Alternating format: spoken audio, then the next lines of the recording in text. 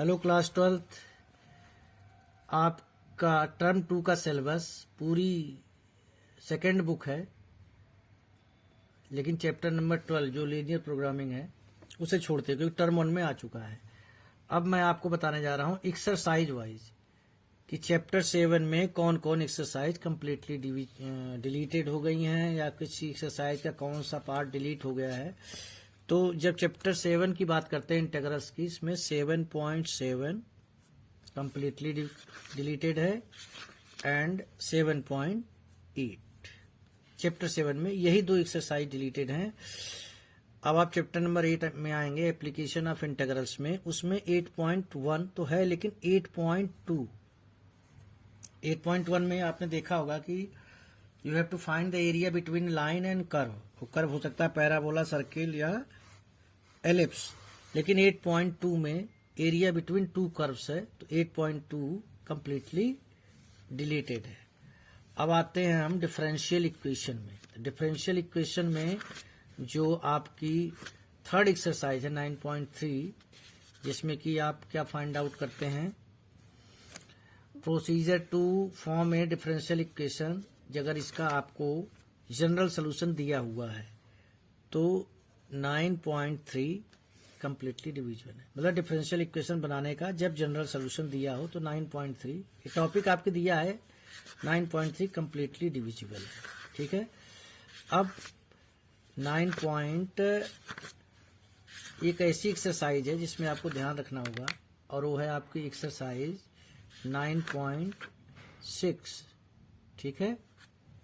9.6 में क्या है, आपको एक टाइप के क्वेश्चन तो करने हैं। कौन से टाइप के? वो हैं dy/dx, ध्यान रखना, plus py is equal to q, ये तो करना है। लेकिन dx/dy plus px is equal to q, इसे नहीं करना है। बहुत छोटा सा डिलीशन हुआ है, बहुत छोटा सा। जब आप ये सीख जाओगे dy/dx plus py is equal to q, इसकी कोई बड़ी बात नहीं है, लेकिन डिलीटेड है तो डिलीटेड है। तो मैं आपको बता रहा हूँ कि इस टाइप का जो एक्सरसाइज पार्शियली आप कर सकते हैं। 9.6 के 2-3 क्वेश्चन केवल डिलीटेड है, इसलिए मैं 9.6 यहाँ पर नहीं लिख रहा हूँ। देखिए वेक्टर्स एंड 3D में कुछ खास डिलीटेड नहीं है। दिया हुआ है कि angle between curve, single between lines, product वगैरह। मतलब अगर मैं कहूँ कि वेक्टर अलजेब्रा और 3D से क्या डिलीटेड है, तो मैं कहूँगा कि कुछ भी डिलीटेड नहीं है। आपको पूरा पढ़ना होगा, क्योंकि जो थोड़ी बहुत चीज़ें इन्होंने डिलीट की है, अगर आप उसे नहीं पढ़ोगे तो बची हुई चीज़ें आप, मतलब मेजर डिलीशन नहीं हुआ है vector algebra and 3 dimensional geometry, means I mean to say in chapter number 10 and 11। इसे तो आपको पूरा पढ़ना है। ठीक है। 3 और बताने की जरूरत नहीं, लीनियर प्रोग्रामिंग आप कर चुके हैं। अब आता है प्रोबेबिलिटी।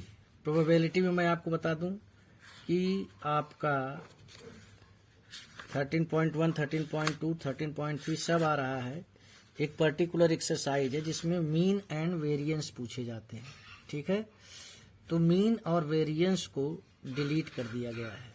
मीन एंड वेरिएंस आपको नहीं करना है, एंड दैट इज 13.4 में केवल आपको मीन और वेरिएंस हटाया गया है। 13.4 पूरा नहीं, इसमें मीन एंड वेरिएंस ये हटा दिया गया 13.4। तो मेरे कहने का मतलब 13.4 में आपको क्वेश्चन नंबर कुल मिला के 11 तक, वो मैं आपको बता दूंगा।